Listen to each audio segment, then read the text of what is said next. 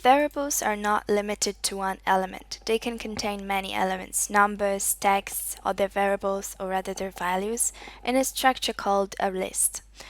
Run this script. In the resulting dialog box, you see 4 names and 2 numbers contained in the list variable.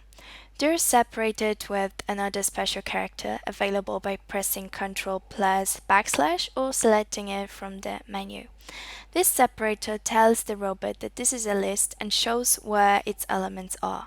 Lists are a very convenient storage for various data, since you can use just some of their elements if needed. For example, let's run this script.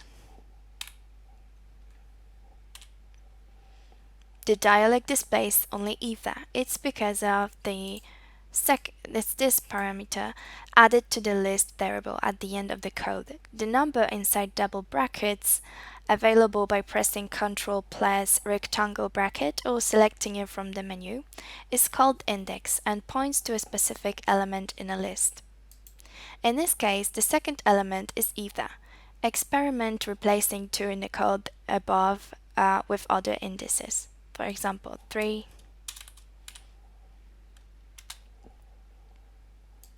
Now enter count between the double brackets and run the script. You see 4 in the resulting dialog box, 7. Because count, as its name implies, counts element in a list.